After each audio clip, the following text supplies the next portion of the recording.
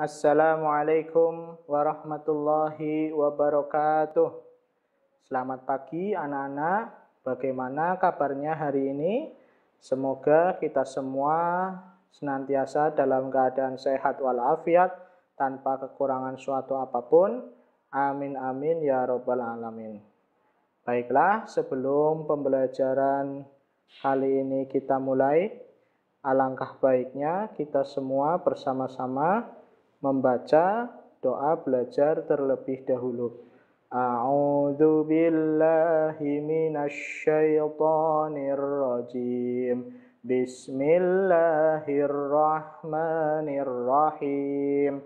Raditu billahi rabba wa bil islami dina wa bi Muhammadin nabiyyan wa rasula. Rabbi zidni ilma warzuqni fahma. Amin ya rabbal alamin.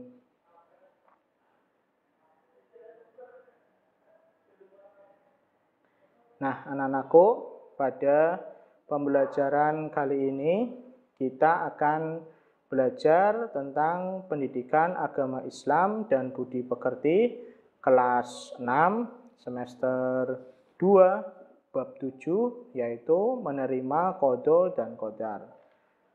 Qada dan qadar atau yang biasa disingkat takdir merupakan ketentuan yang telah ditetapkan oleh Allah Subhanahu wa taala bagi seluruh makhluknya. Iman kepada qada dan qadar merupakan rukun iman yang keenam. Jadi semua umat Islam atau orang yang beriman wajib beriman kepada qada dan qadar atau takdir Allah. Sebagaimana yang sering disampaikan dalam pembiasaan bahwa rukun iman ada 6. Yang pertama iman kepada Allah, yang kedua iman kepada para malaikat, yang ketiga iman kepada kitab-kitab, yang keempat iman kepada para nabi dan rasul, yang kelima iman kepada hari akhir, yang keenam iman kepada qada dan qadar atau takdir Allah. Nah, A atau yang pertama adalah qada. Qada secara bahasa artinya al-qada yang berarti hukum, ketetapan, perintah, dan kehendak. Sedangkan qada secara istilah adalah ketetapan Allah Subhanahu wa taala kepada semua makhluknya sejak zaman azali. Nah, apa itu zaman azali? Zaman azali adalah zaman di mana sebelum ada makhluk atau manusia masih berupa roh.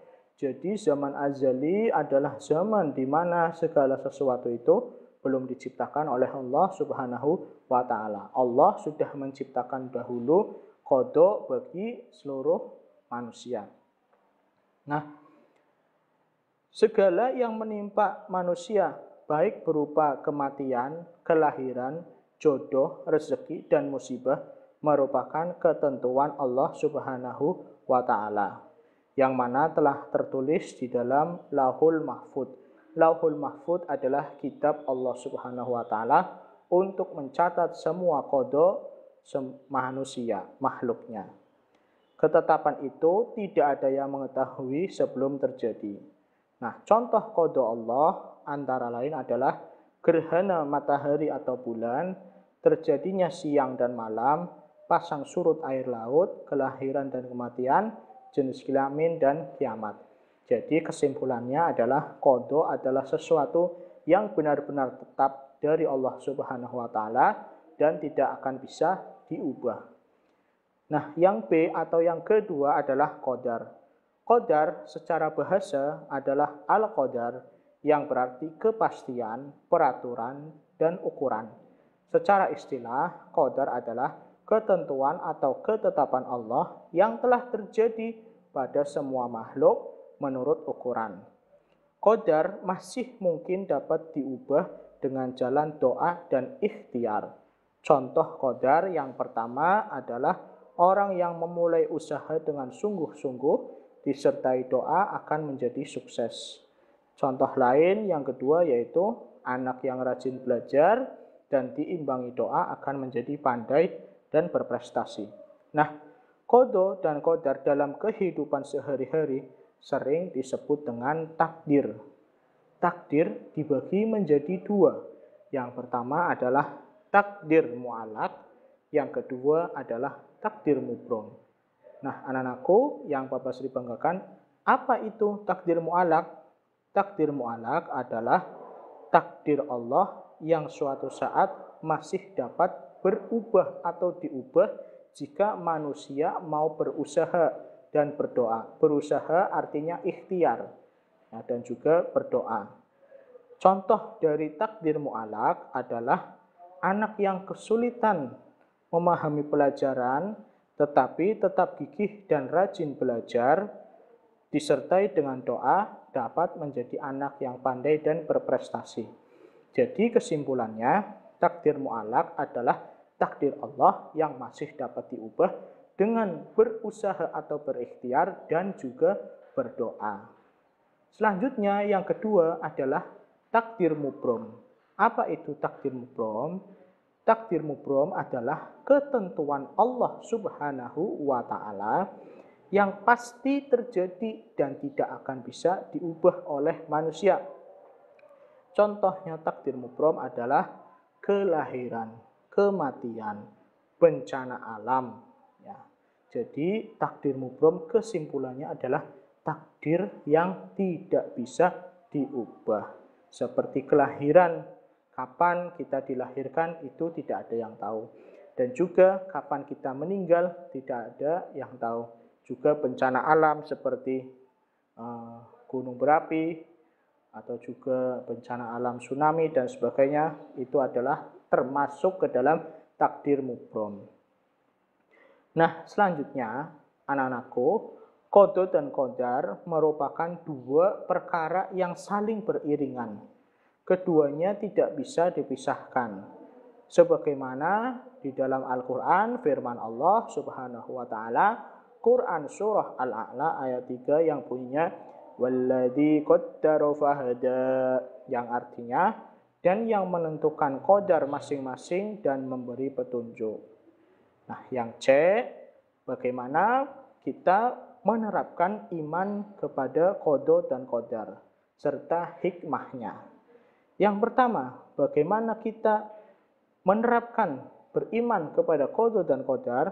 Yang pertama adalah berikhtiar. Berikhtiar yaitu usaha yang sangat maksimal. Yang kedua adalah berdoa. Berdoa tentunya kepada Allah Subhanahu wa Ta'ala agar segala cita-cita kita terwujud. Yang ketiga adalah bersabar. Bersabar dalam hal ini bukan diam saja, akan tetapi kita senantiasa berusaha terus-menerus dan sungguh-sungguh, namun kita tidak menjadi ambisi karenanya. Yang keempat adalah bersyukur dengan pertolongan Allah Subhanahu wa Ta'ala.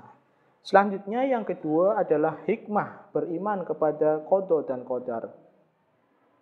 Hikmah beriman kepada qada dan qadar diantaranya menjadi lebih bersyukur, menghindari sifat sombong dan putus asa, memupuk rasa optimis. Ya, optimis itu selalu yakin bahwa segala usaha kita pasti akan dikabulkan oleh Allah Subhanahu wa Ta'ala, diiringi dengan usaha yang maksimal dan juga diiringi dengan doa. Yang keempat adalah menenangkan hati dan jiwa seseorang. Kalau orang beriman pada qada dan qadar, maka orang itu akan memasrahkan segala hasilnya kepada Allah Subhanahu wa Ta'ala. Oleh karena itu hati kita akan menjadi tenang. Yang kelima adalah sarana mendekatkan diri kepada Allah. Yang keenam, memotivasi diri untuk giat belajar dan berperilaku disiplin. Yang ketujuh, menghilangkan gelisah dan mengeluh serta memupuk sifat sabar. Nah, selanjutnya anak muslim yang beriman kepada qada dan qadar akan bersikap dan berperilaku antara lain sebagai berikut. Yang pertama, disiplin. Yang kedua, memanfaatkan waktu dengan baik. Yang ketiga, bersyukur. Yang keempat, menjauhi sifat sombong. yang kelima bersabar, yang keenam belajar sungguh-sungguh, yang ketujuh santun dan rendah hati, yang kedelapan yakin akan ketetapan dan pertolongan Allah, yang kesembilan mandiri dan percaya diri, yang kesepuluh optimis dalam menyongsong masa depan. Nah, inilah harapan ketika kita semua yakin atau percaya kepada qada dan qadar atau takdir Allah. Baiklah, untuk tugas pada pertemuan kali ini yaitu Pak Basri ingin kalian menghafalkan pengertian qada, pengertian qadar, pengertian takdir mu'allaq dan juga pengertian takdir mubrom. Kirim berupa video, kirim ke nomor WhatsApp Pak Basri. Demikian yang bisa Pak Basri sampaikan. Mudah-mudahan ada manfaatnya. Apabila ada kata-kata Pak Basri yang salah, Pak Basri mohon maaf yang sebesar-besarnya. Wallahul muwaffiq ila aqwamit thoriq. Wassalamualaikum warahmatullahi wabarakatuh.